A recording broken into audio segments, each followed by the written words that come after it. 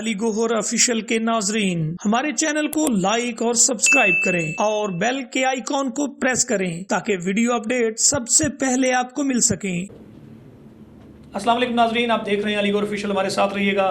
आज के हमारे मेहमान हैं चेयरमैन बैनुल मज़ाहब रवादारी कौंसिल पाकिस्तान राना मोहम्मद अनामान, जिनसे गुफ्तगू करेंगे। नाजरीन, फैसलाबाद में जिस तरह से आपने देखा कि क़याम अमन के हवाले से बेहतरीन काविशें जारी है। पाकिस्तान का तीसरा बड़ा शहर मैनचेस्टर ऑफ पाकिस्तान फैसलाबाद एक पुरअमन शहर है। मजहबी हवाले से यहाँ तमाम मसालक और तमाम मज़ाहब के लोग जो हैं वो पाकिस्तान की बका और सालमियत के लिए एक प्लेटफार्म पर हैं। चेयरमैन बैनुल मज़ाहब रवादारी कौंसिल पाकिस्तान राना मोहम्मद अनामान हमारे आज के मेहमान हैं। उनसे बात करेंगे फैसलाबाद में होने वाली तारीखी वहदत कॉन्फ्रेंस के हवाले से, और इसके साथ साथ वहदत अमन कॉन्फ्रेंस में जो अमन अवार्ड दिए गए और इसके बाद कौमी यकजहती कॉन्फ्रेंस जो है वो भी इनकाद पजीर हुई। वहदत अमन कॉन्फ्रेंस के हवाले से डिप्टी सेक्रेटरी जनरल मजलिस वहदतुल मुस्लिमीन डॉक्टर सैयद इफ्तिखार हुसैन नकवी का नाम जो है इस्तदा की जा रही है सितारा इम्तियाज़ के हवाले से, चूँकि उनकी अमन काविशों के हवाले से, और इसके हवाले से पीर मोहम्मद मकसूद मदनी जो है कौमी यकजहती अमन कॉन्फ्रेंस का उन्होंने जो है इनकाद किया, जिसमें तमाम मसालक और मज़ाहब के लोग शामिल थे। चेयरमैन बैनुल मज़ाहब रवादारी कौंसिल पाकिस्तान राना मोहम्मद अनामान से जानते हैं वो क्या कहते हैं। Welcome to the show sir. Rana साहब, क्या कहेंगे, क़याम अमन के लिए क्या ज़रूरी है? नहमदु व नसल्ली अला हबीबिहिल करीम, अम्मा बाद, फ़ौज़ बिल्लाहि मिनश शैतानिर रजीम, बिस्मिल्लाहिर रहमानिर रहीम। पाकिस्तान वैसे तो पूरे शहरों के हवाले से फैसलाबाद वैसे भी अमन का गवारा है, फिर भी जो मेरे पीर मोहतरम डॉक्टर सैयद इफ्तिखार हुसैन नकवी साहब हर वक्त इस बात पर लगे रहते हैं, सोचते रहते हैं कि कहाँ किसी काम की ज़रूरत है, रफ़ाई काम की या किसी ऐसे काम की कि यहाँ पर किसी की दिल आज़ारी हो रही हो या किसी के साथ जुल्म हो रहा हो या किसी के साथ कोई मुसीबत आई हुई हो, तो वो वहाँ पर हमातन आगे रहते हैं। इसी सिलसिले में ही उन्होंने जो वहदत अमन कॉन्फ्रेंस थी उसका एक नयापन फैसलाबाद में उजागर किया, और पूरे फैसलाबाद में उन्होंने बताया कि हम अमन के दाई हैं, अमन के परस्तार हैं, हम तमाम मसालिक के साथ हैं, तमाम मसालिक हमारे साथ हैं, और जो उन्होंने उस दिन तारीखी काम किया कि तमाम मसालिक को बुलाकर एक स्टेज पर इकट्ठा किया। इसके बाद जो मुस्तहिक थे, जो अमन के दाई थे, अमन के लिए सबसे आगे आगे काम कर रहे थे, उन सब को वहदत अमन अवार्ड दिए गए, जिसके साथ मैं भी असिस्टेंट डिप्टी सेक्रेटरी मजलिस वहदतुल मुस्लिमीन, मैं भी उनके साथ शामिल था, उस टीम में शामिल था जिसमें अमन अवार्ड दिए गए। मैं और डॉक्टर इफ्तिखार नकवी साहब हर वक्त इसी लगन में रहते हैं कि हम मुल्क व कौम के लिए आवाम की खिदमत करते रहें, इंतज़ामिया के साथ मिलकर आवाम की खिदमत करते रहें, गवर्नमेंट के साथ मिलकर आवाम की खिदमत करते रहें। उसकी बहुत ज़्यादा मिसालें हैं हमारे सामने। मैं अली गौहर साहब को जानता हूँ, मुझे जानता है, उसको पता है कि हम किस तरह आगे जाते हैं, किस तरह करते हैं। जब कोरोना वायरस पाकिस्तान में दाखिल हुआ तो मेरे दोस्त ACCT अयूब बुखारी साहब उस वक्त फैसलाबाद में तैनात थे। उमर अयूब साहब AC सदर फैसलाबाद में मौजूद थे, उमर मकबूल। तो उन्होंने हमें फ़ोन किया करतीना सेंटर से, तो हमने लब्बैक कहा, हुक्म सरकार। तो हमसे जो भी डॉक्टर इफ्तिखार नकवी साहब, मैं बजाते खुद, हमसे जो भी हस्बे तफीक था, ना तो हम इतने सरमायादार हैं कि बहुत ज़्यादा सरमायादार हैं, नहीं, हम मिडिल क्लास के लोग हैं, जो हमको से तफीक थी, जो हम कर सकते थे, वो अपनी तवक्कात से, उनकी तवक्कात से बढ़कर हमने किया। करतीना सेंटर में जो लोग बाहर से आ रहे थे वो एहतजाज भी वहाँ पर करते थे, वो लोगों को ब्लैकमेल भी करते थे, लेकिन हम वहाँ 2 आदमी थे जो कि 6 माह तक मुसलसल बिला नागा हम उस करतीना सेंटर जो कि जंग रोड पर वाक़या था, वहाँ हम लगातार जाते रहे। किस तरह जाते रहे? जो डिमांड होती थी, खाने की हो गई, जूतों की हो गई, मसल्लों की हो गई, नाश्ते की हो गई, फलों की हो गई, पानी की हो गई, जो भी डिमांडें हम पूरी कर सकते थे, अल्लाह के फजल से हमने वो की। पूरे 6 माह लगातार हम वहाँ पर जाते रहे और अप्रिशिएट किया हमको ACCT साहब ने भी, अयूब बुखारी साहब ने भी, उस वक्त DCO मोहम्मद अली साहब सन, उन्होंने भी हमें अप्रिशिएट किया। इंतज़ामिया ने पूरी ने, RPO CPO साहब ने हमें अप्रिशिएट किया कि आपने बहुत अच्छा काम किया है। लेकिन जो डॉक्टर इफ्तिखार नकवी साहब हैं, वो बड़े ठंडे मिजाज के आदमी हैं।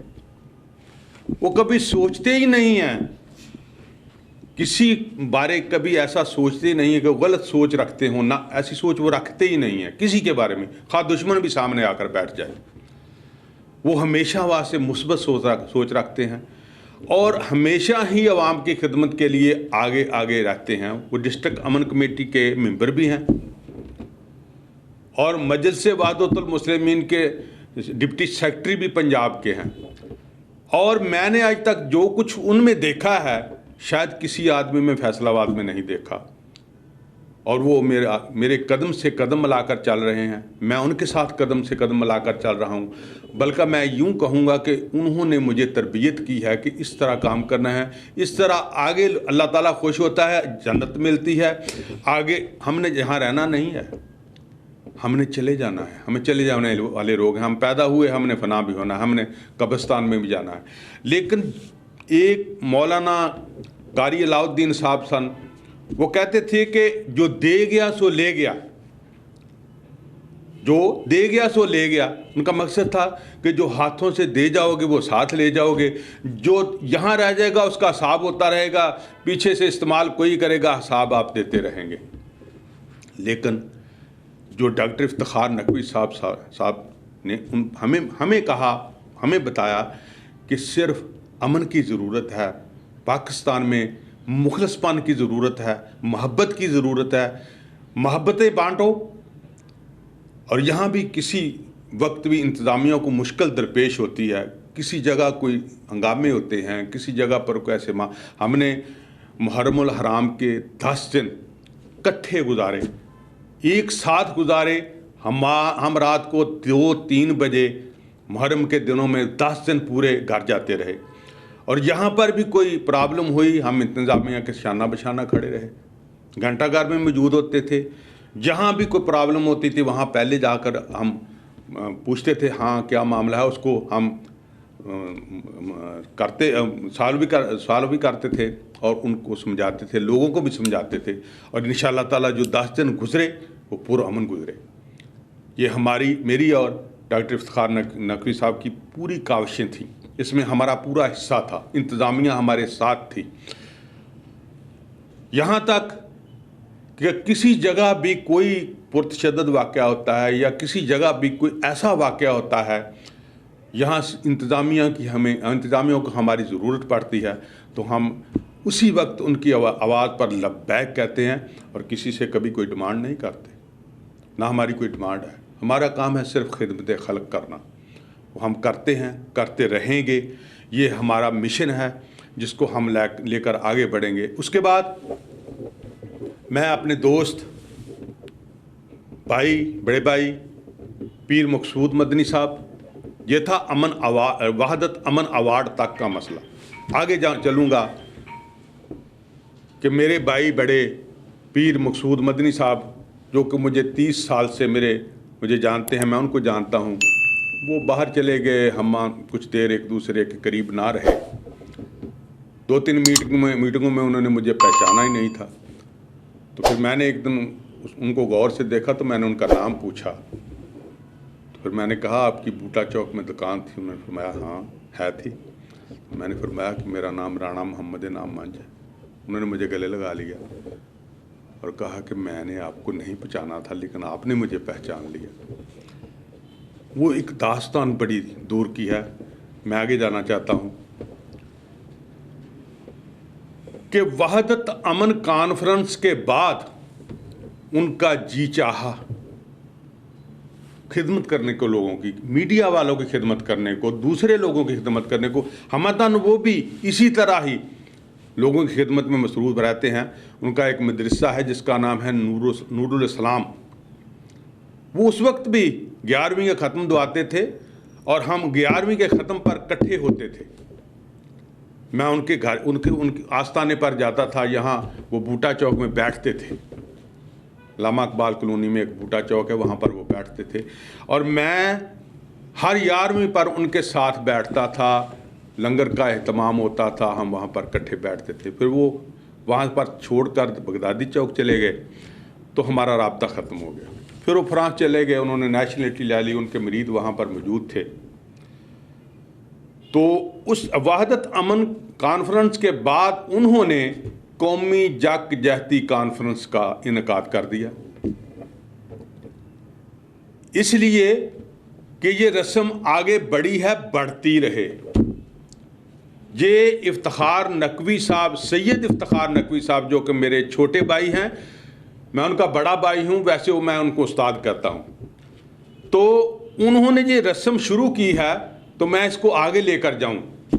ये उन्होंने बड़ा पन दिखाया, बहुत अच्छी काविश की कि उन्होंने उसका नाम कौमी यकजहती कॉन्फ्रेंस रखा और उसमें मीडिया वालों को इन्वॉल्व किया।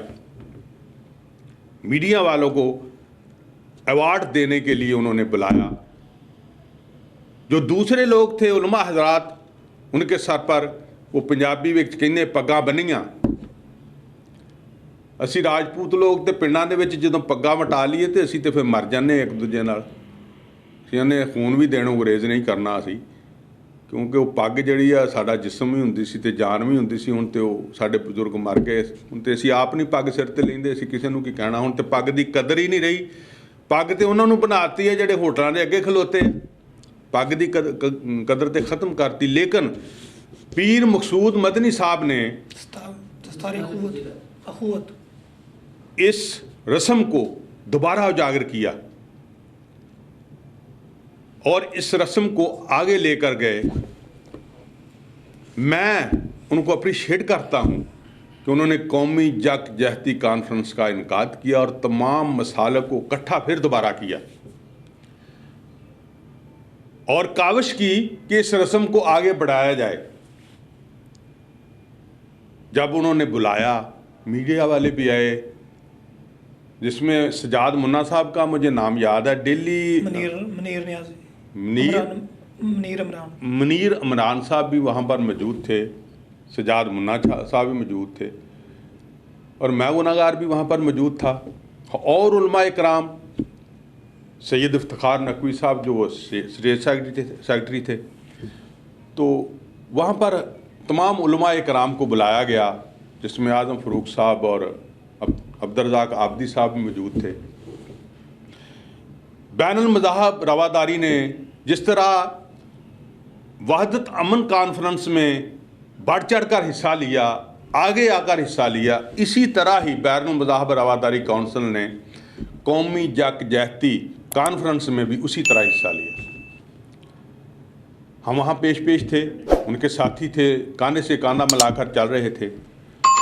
तो पीर मकसूद मदनी साहब ने उसको आगे बढ़ाया और एक बहुत कामयाब, बहुत अच्छी, बहुत प्यारी और दिल को महसूर कर देने वाली, खुशबू छोड़ने वाली एक कॉन्फ्रेंस मुनक़्क़द की।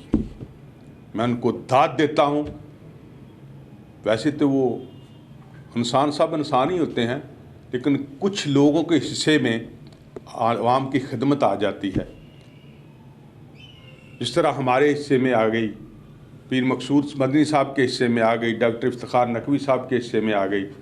हमको हमतन जितनी भी हमारी तौफीक है, जितनी हमारी बसात है, उसके मुताबिक हम लोगों की खिदमत करते रहते हैं। जो गरीब गुरबा हैं उनको हम मिलते रहते हैं, वो हमारे साथ मिलते रहते हैं। मैं अपने इलाके में, मेरी एक पहचान है, अल्लाह का फ़ज़ल है कि लोग मुझे जानते हैं और अच्छे नाम से जानते हैं। ये नहीं कि बुरे नाम से जानते हैं, अच्छे नाम से जानते हैं। और यहाँ सब पर भी जो अलीगौर साहब भी जानते हैं, किसी के सामने भी मेरा नाम लिया जाए तो वो शायद तारीफ़ करेगा। वैसे तो दुश्मन हर जगह पर मौजूद होते हैं, ये भी नहीं हम कह सकते कि हर आदमी को आदमी तारीफ़ ही करता है, नहीं। तो मैं पीर मकसूद मदनी साहब को दाद देता हूँ कि उन्होंने बड़ी अच्छी, बहुत प्यारी, बहुत खूबसूरत कौमी जाक़िदती कॉन्फ्रेंस मुनक़्क़द कराई। और उन्होंने भी इसी तरह ही मीडिया वालों को अमन अवार्ड दिए, जिसमें उनके साथ सर्टिफिकेट थे, उनके लिए अवार्ड थे। और उलमा इकराम के लिए जो उन्होंने पग की रस्म सी, उसको दोबारा बहाल किया। और तमाम उलमा इकराम, जिसमें मैं भी शामिल था, मेरे सर पर भी पग बांधी गई। और तमाम उलमा इकराम वहाँ पर मौजूद थे,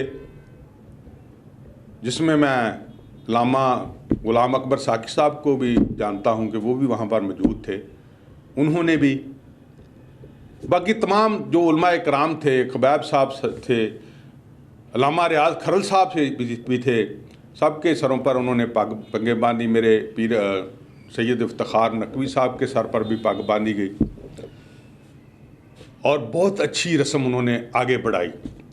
मैं लोगों को पैगाम दूंगा, दोस्तों को पैगाम दूंगा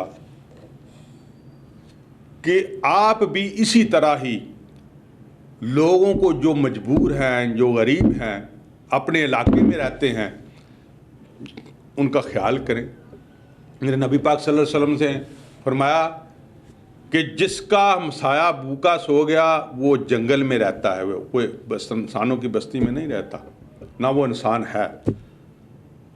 मेरे नबी पाक एक दफ़ा इसी तरह ही हमसायों का हक बयान करते करते इस हद तक चले गए कि सहाबा कराम के दिल में आया कि कहीं नबी पाक सल्लल्लाहु अलैहि वसल्लम हमसाये के हकूक़ इस तरफ न ले जाएं कि हमारी जायदाद में भी उनका हिस्सा डाल दिया जाए।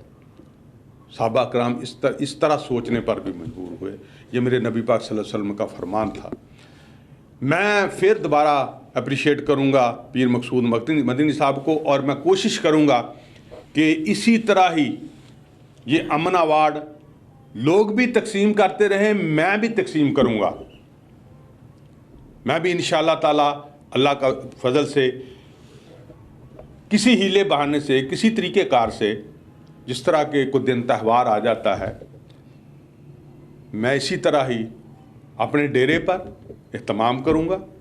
और इंशाअल्लाह ताला इस मिशन को जो मेरे पीर इफ्तिखार नकवी साहब ने शुरू किया, उसको आगे बढ़ाया पीर मकसूद मदनी साहब ने। मैं कोशिश करूँगा कि इसको आगे बढ़ाऊँ, जितनी मेरी बसात है, जितनी मेरी तौफीक है, उसके मुताबिक मैं इसको आगे लेकर चलूँगा। और बैनुल मज़ाहबा रवादारी कौंसल पाकिस्तान इसी तरह ही लोगों की खिदमत करती रहेगी, करती आई है, करती रहेगी। अल्लाह ताला हमको तौफीक अता फरमाए, आमीन सुम्मा आमीन।